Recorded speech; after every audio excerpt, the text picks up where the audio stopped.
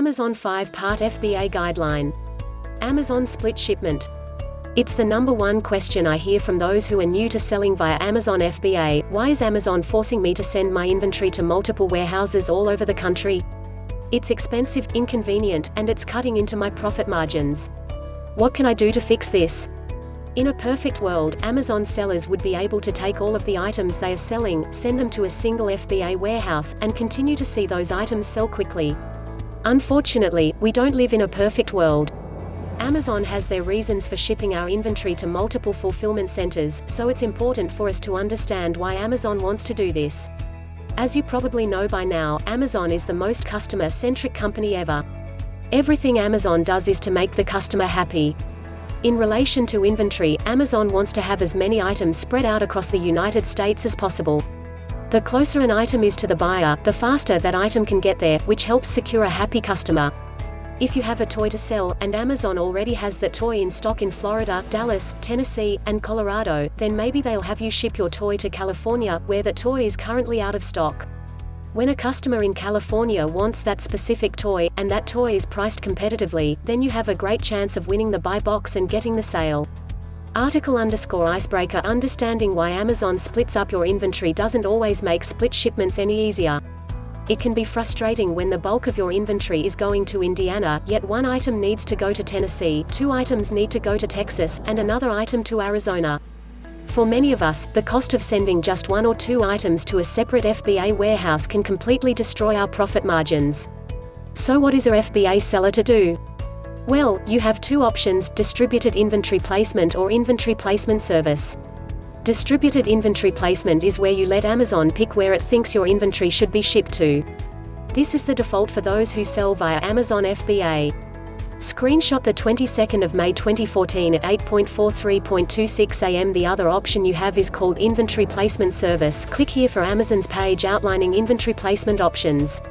Choosing inventory placement will generally create one shipment for most of your standard-sized inventory. I say generally, because Amazon actually only promises that they will send all quantities of a single MSKU to a single FBA warehouse. They do not promise that all items in your shipment will be sent to the same warehouse, but more often than not, they will. There are exceptions, such as oversized items, clothes, shoes, and some media, books, DVDs, etc., which will still need to be sent to a specific warehouse other than the main one you usually send inventory to. The inventory placement fee is currently 30 to 40 cents for each standard-sized unit and $1.30 for each oversized item. Click here to see the current fee structure. Remember, this fee is paid for every item that you are sending into Amazon, not just on the multiples that might get split up if you did not have inventory placement turned on. Here's how to turn inventory placement service on or off. 1. Log in to Seller Central. 2. Go to Settings and click Fulfillment by Amazon. 3. Click Edit in the inbound setting box. 4. In the Inventory Placement section, choose your preferred option. The default is Distributed Inventory Placement. 5. Click Update. Before you head on over to Amazon to update your inventory placement settings, it's a good idea to weigh the positives with the negatives of inventory placement service. 1. Multiples of the same MSKU will not be split into different shipments and will all go to the same warehouse. 2. No more shipments of a single item to a different warehouse. 3. Your inventory will most likely be shipped to one of the warehouses close to you. This could mean lower shipping costs and less time your shipments are in transit. 4. Since your inventory will most likely be shipped to a nearby warehouse, you'll get faster processing times, and your inventory could go live much quicker. The faster your inventory is processed, the faster it can be sold. Negatives. 1. The cost of 30 to 40 cents per standard-sized item could add up quickly and eat into your profit margins. If you have a shipment of 100 items, that could cost you $30 to $40 in inventory placement fees alone. If you're shipping in oversized items or items over 2 pounds, then the fees could be even higher.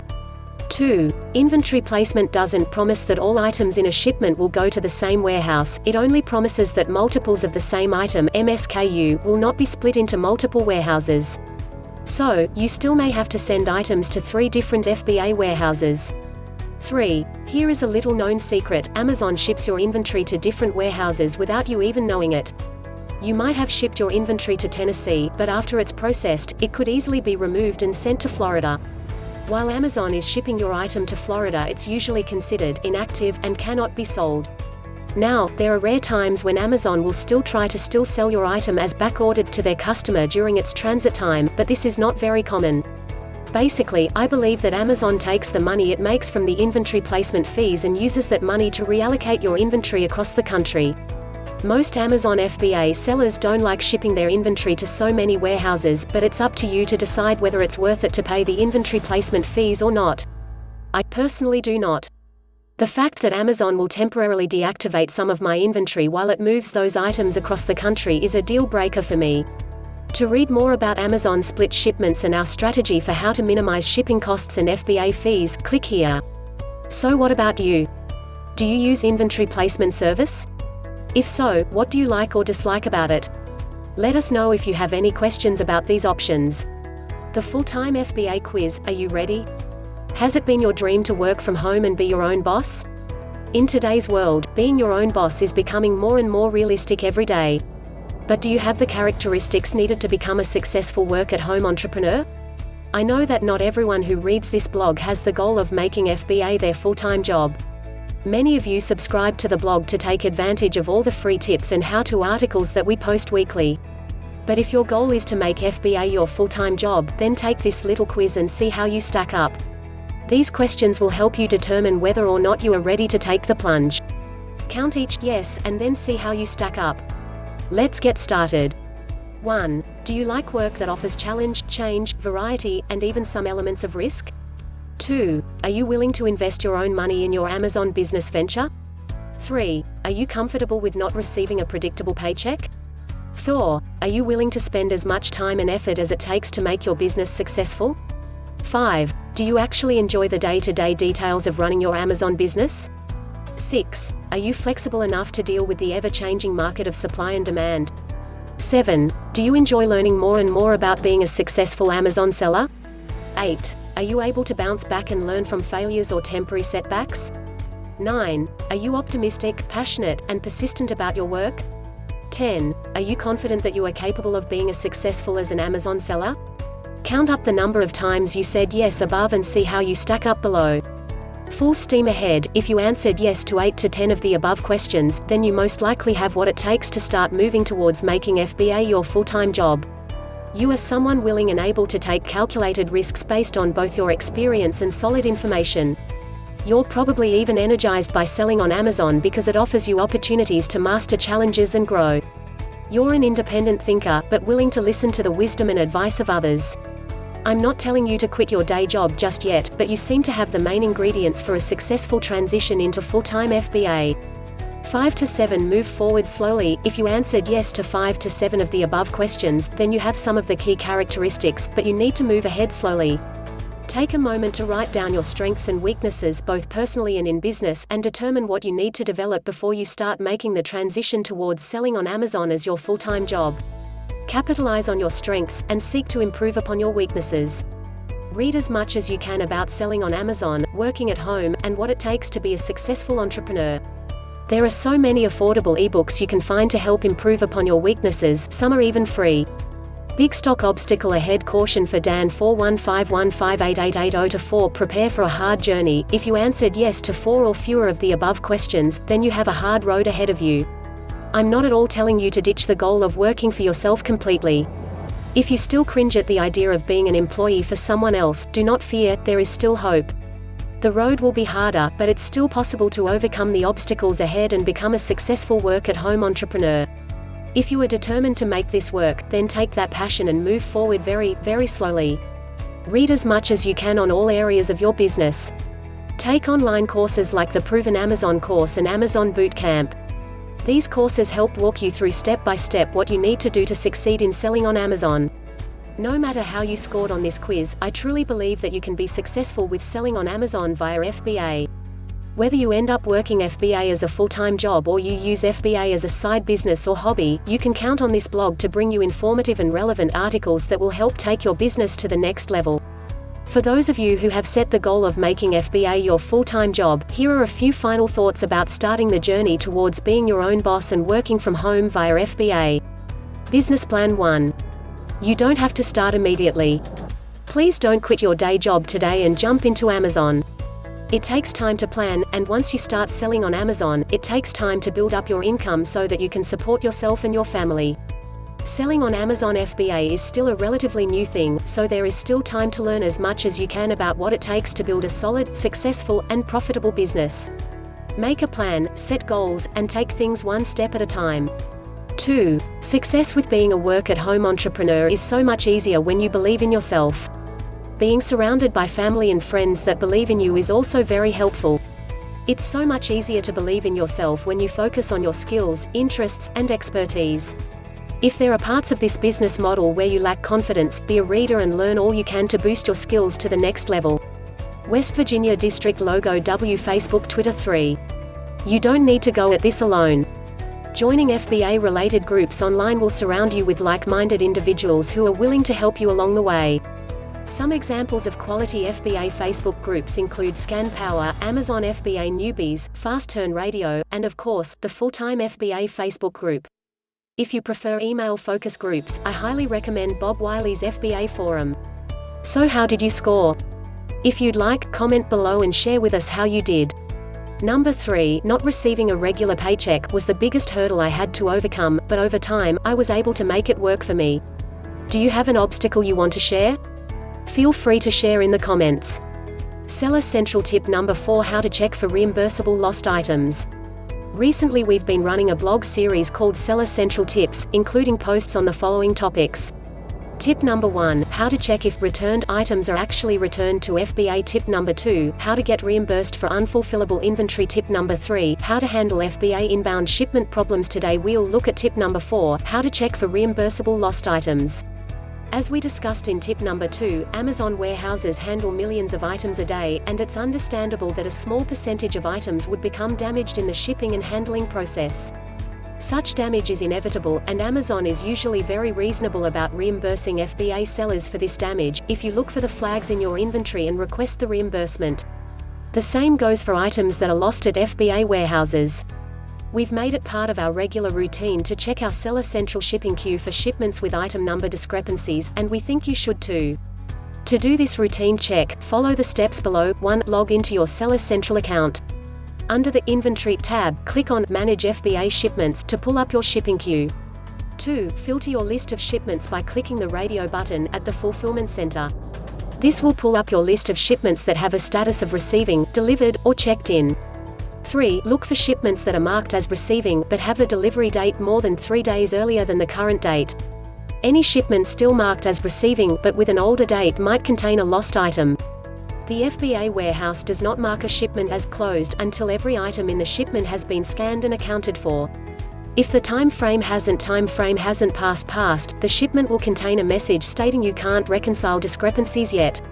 4. For any shipments older than 3 days past delivery with a receiving status, click the shipment name to bring up the shipment info, then click Reconcile to see what problems might have occurred during the process of the fulfillment center scanning in your items at the warehouse. You will see either a positive number or a negative number in that discrepancy column, depending on whether the warehouse workers found extra items or whether they couldn't find an item. Either way, at this point you'll need to click the drop-down menu under the Action Required column. 5. If there is a positive discrepancy, you need to choose whether you accidentally shipped an extra item or whether this is an unexpected discrepancy and request the warehouse to research it. For a negative discrepancy, under the Action Required column you can choose Units Missing, please research not shipped if you forgot to include the item in your shipment, or Missing, please research. When we've asked Amazon to research missing items from shipments in the past, we've received one of 2 responses: either they research the case, find the item in the warehouse, and return it to our inventory, or they research the case, can't find the item, and reimburse us for the loss. For either of these possibilities, you want to stay current in checking your shipping queue for these discrepancies. The sooner the warehouse resolves the discrepancy, the sooner you can be reimbursed or have the item back in your inventory and available for purchase. You would be surprised what types of items can be lost in an Amazon warehouse and need to be researched. Most typically we have lost smaller items like books or tiny toy packets, but recently we lost 3 oversized toys from the same shipment. I requested the warehouse research these lost items, and within 1 day Amazon notified us that we would be receiving a reimbursement. Have you had any experience reconciling discrepancies in your FBA shipments? We hope this seller central tip allows you to find missing items from your shipments or receive reimbursements where they are due. How to be married to FBA. How does your spouse feel about this scenario? As a married couple, going to garage sales is something else.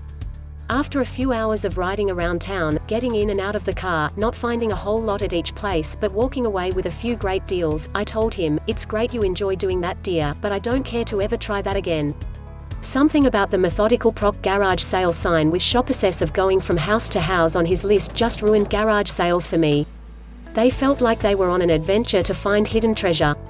I felt like we were skipping over all the cool stuff, old mason jars, an antique sewing machine, to look for brand new toys and games. Boring. Thankfully, he convinced me to stick with the idea of helping him source for FBA, and he gladly did the bulk of our garage sailing while I focused more on thrift stores, used books, and retail. Since that time, we've had many conversations about the dynamics of working together on FBA while maintaining a healthy marriage. Not everybody who reads this blog is married, and not everybody who reads the blog wants to sell on FBA full-time.